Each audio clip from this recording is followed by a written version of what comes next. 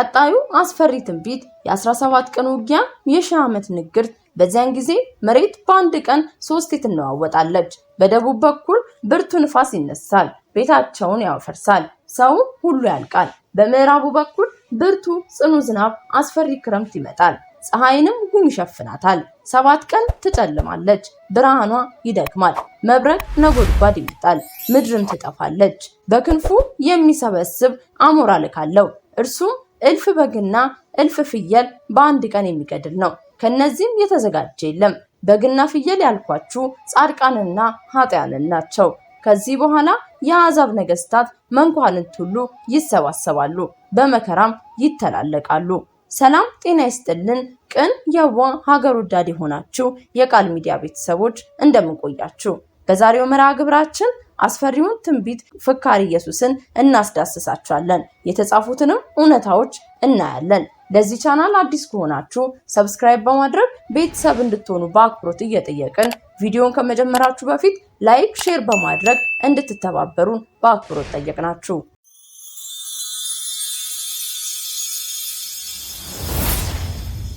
ዳዊት በመዝሙሩ ስለ ድሃዋ መከራ፣ ስለ ችግረኞችና ስለ ታሰሩ ጩኸት እግዚአብሔር አሁን አስነሳለሁ፣ መድኃኒትም አደርጋለሁ፣ በላዩም እገለጣለሁ እንዳለው የዘላለም ደግ ሊቀ ካህን የሆነው ከእረኞቹ ፊት ይቀድማል፣ በጎ መዳንንም ይሰጣቸዋል። ቀጣዩ አስፈሪ ትንቢት የ17 ቀን ውጊያ የሺህ ዓመት ንግርት። በዚያን ጊዜ መሬት በአንድ ቀን 3 ትነዋወጣለች። በደቡብ በኩል ብርቱ ንፋስ ይነሳል፣ ቤታቸውን ያፈርሳል፣ ሰውም ሁሉ ያርቃል። በምዕራቡ በኩል ብርቱ ጽኑ ዝናብ፣ አስፈሪ ክረምት ይመጣል። ፀሐይም ጉም ይሸፍናታል። 7 ቀን ትጨልማለች፣ ብርሃኗ ይደክማል። መብረቅ ነጎድጓድም ይመጣል፣ ምድርም ትጠፋለች። ያን ጊዜ እኔ ምን አጠፋው ጌታዬ ትለኛለች። እኔም ባንቺ ያለው ሰው ሁሉ እኔን አላወቀምና ይሄን ምልክት ማድረጌን እንዲያውቁት ነበር እላታለሁ። እንደ እጽዋት ያሉ ነገሮች በብዙ ድርቅ ይጠፋሉ። ደግሞ በክንፉ የሚሰበስብ አሞራ እልካለሁ፣ እሱም እልፍ በግና ፍየል በአንድ ቀን የሚገድል ነው። ከነዚህም የተዘጋጀ የለም። በግና ፍየል ያልኳችሁ ጻድቃንንና ኃጥአንን ናቸው። ከዚህ በኋላ የአሕዛብ ነገስታት መኳንንት ሁሉ ይሰበሰባሉ፣ በመከራ ይተላለቃሉ። ስጋዬን ደሜን ያረከሱ፣ በሐሰት በስሜ የማሉ፣ ፍቃዴን ያልፈጸሙ አስራቸዋለሁ።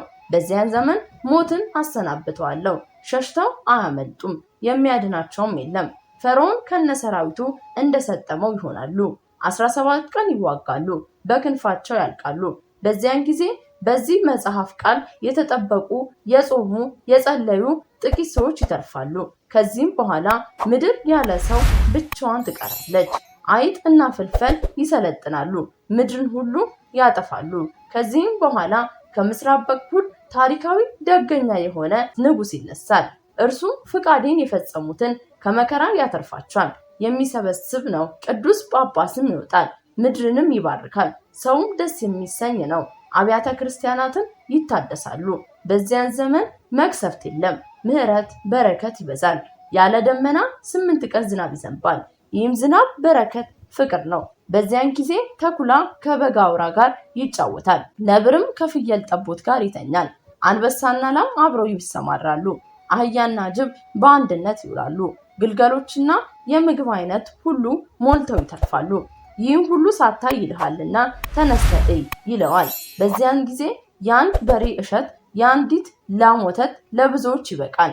ፍቅር፣ ሰላም፣ ተድላ፣ ደስታ እንጂ ጸብ፣ ክርክር፣ ጦርነት የለም። ሰው በምድር ላይ በቅንነትና በበጎ መንፈስ ለእግዚአብሔር ይገዛል። ጥያቄው ከዚህ የተቀደሰው ዘመን እንደርሳለን ወይ ነው። ለመሆኑ እነዚህ ንግርቶች የሰፈሩት በየትኛው መጽሐፍ ነው ቢሉ በኢትዮጵያ ኦርቶዶክስ ተዋሕዶ ቤተክርስቲያን ከዮሐንስ ራእይ ቀደም ብሎ ስለ ዳግም ምጽአት የሚናገረው ክፍል በመጽሐፍ ቅዱስ በማቴዎስ ምዕራፍ 24 ቃል መሰረት ያደረገ ነው የተባለው በፍካሬ ኢየሱስ ላይ ነው። ፍካሬ ኢየሱስ የክርስቶስ ንግግር ለሐዋርያት በደብረ ዘይት የነገራቸው በማቴዎስ ወንጌል ምዕራፍ 24 አንድምታ ትርጓሜ ነው። ገድለን ሲኖዳንና መሰል መጽሐፍት ደግሞ የፍካሬ ኢየሱስ የማቴዎስ ወንጌል ምዕራፍ 24 ከቁጥር 14 የትንታኔ ምንጮች መሆናቸውን የቀድሞ ሊቃውንት በትንታኔያቸው አትተዋል። ፍካሬ ኢየሱስ የነቢያት ትንቢት የሆነ አቡነ ቀለምሲሳዊ መጽሐፍ የሚባለው ድርሳን የተዋቀረ በብሉይ ኪዳንና በአዲስ ኪዳን ቅዱሳን መጽሐፍት ላይ የተመሰረተ በመሆኑ ነው። ፍካሬ ኢየሱስ የኢትዮጵያ የማስጠንቀቂያ ንግርት የሆኑ መጽሐፍ ሲሆን እንደ ዮሐንስ ራእይ አስፈሪ መጽሐፍ ከሚባሉ አንድ መጽሐፍ አንዱ ነው። የክርስቶስ ዳግም ምጽአት ከሚናገሩ እንደ ድርሳነ ሰንበት፣ እንደ መጽሐፈ ኪዳን፣ እንደ ገድለ ምጽአት፣ እንደ ገድለ መሲህ አስፈሪ መለኮታዊ ንግግር ያለበት መጽሐፍ ነው። በደምሳሳው ፍካሬ ኢየሱስ የፍጻሜ ዘመን ማስጠንቀቂያ በመሆን በኢትዮጵያውያን ዘንድ ከዮሐንስ ራእይ ጎን የሚቆጠር ነው።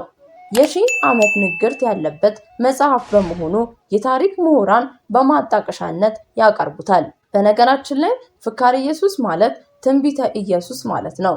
አለቃ ኪዳነ ወልድ ክፍሌ ፍካሬ ኢየሱስን በመጽሐፈ ሰዋሰው ግስ ወመዝገበ ቃላት አዲስ ገጽ 722 እንዲህ በማለት ተርጉሞታል። ፍካሬ የሚለው ቃል ፈከረ ከሚለው ስርወ ቃል የወጣ ሲሆን ፈከረ፣ ተረጎመ፣ ፈታ፣ አስፈታታ፣ ዘረዘረ የሚል ትርጉም ያለው። ተፈከረ በአማርኛ ሲተረጎም ተተረጎመ፣ ተፈታ፣ ተመረመረ የሚል ፍቺ ያለው።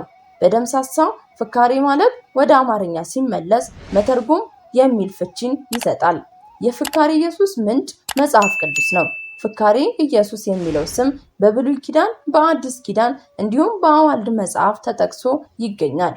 ፍካሬ ኢየሱስ መጽሐፍ ስለተጻፈበት ሁኔታና ጊዜ ፕሮፌሰር መርዕድ ወልደአረጋይ የኢትዮጵያ ሺህ ዓመታት ንግርት በተመለከተ በዓለም አቀፍ የኢትዮጵያ ጥናት መድረክ ጥናታቸውን በተደጋጋሚ አቅርበዋል። ስለ ፍካሬ ኢየሱስ መጽሐፍና ንግርት በመላው ዓለም ለሚገኙ የኢትዮጵያ ጥናት አጥኚዎች በተለየና በጥልቀት ጥናት የደረሱበትን ምርምር ተንትነዋል። ስለ ፍካሬ ኢየሱስ መጽሐፋዊ ትንተና ሲያቀርቡ የመጽሐፉን አብይ ምንጭ ተንትነዋል። ፍካሬ ኢየሱስ የአንዲት ትንሽ መጽሐፍ ርዕስ ሲሆን ትርጉሙ የክርስቶስ ንግግር ወይም ትንቢት ማለት ነው። በመሰረቱ ይህች መጽሐፍ በማቴዎስ ወንጌል ክርስቶስ ስለ ህልቀት ዓለምና ስለ ዳግም ምጽአት በደብረ ዘይት ሆኖ ለደቀ መዛሙርቱ የተናገረው ትንቢት በሌሎች የብሉይና የአዲስ ኪዳን ክፍሎች ከሚገኙ ተመሳሳይ ንግርቶች ጋር በማጣመር ታብራራለች። ፍካሬ ኢየሱስ መጽሐፍ መቼ እንደተጻፈ አይታወቅም። ምናልባት ከግራኝ ወረራ በፊት ወይም ደግሞ በኋላ ሊሆን እንደሚችል ይናገራሉ ፕሮፌሰር መርዕድ። ፍካሬ ኢየሱስ በኢትዮጵያ ኦርቶዶክስ ተዋሕዶ ቤተክርስቲያን ከሚገኙ አዋልድ መጽሐፍት መካከል አንዱ ነው። አዋልድ ቃሉ የግዕዝ ሲሆን ትርጉሙ ልጆች ማለት ነው። አዋልድ መጽሐፍ ማለት ልጆች የሆኑ መጽሐፍት ማለት ነው። ልጅነታቸው ለመጽሐፍ ቅዱስ ነው። መጽሐፍቱ የሚወለዱት በይዘት፣ በመንፈስ፣ በሚስጥር፣ በመሰረት ሐሳብ ነው። አዋልድ መጽሐፍት መሰረተ ወላጃቸው መጽሐፍ ቅዱስን መስለው የተወለዱና የተገኙ መጽሐፍት ናቸው። በተጨማሪም አዋልድ መጽሐፍት ቅዱሳን ያዩትን የጎበኙትን ሚስጥራዊ ዓለም የተጻፈባቸው ድርሰቶችም ናቸው።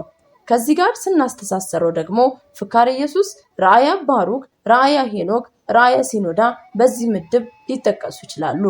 የፍካሬ ኢየሱስ ንግርቱ ለምዕራባውያን እጅግ አስፈሪ ሁኔታን ሲፈጥር የኖረ ነው። ትልቁ የፍካሬ ኢየሱስ መጽሐፍ በግዕዝ ቋንቋ የተጻፈው በብሪቲሽ ሙዚየም ልዩ መለያ ቁጥር ተሰጥቶት በክብር ተቀምጧል።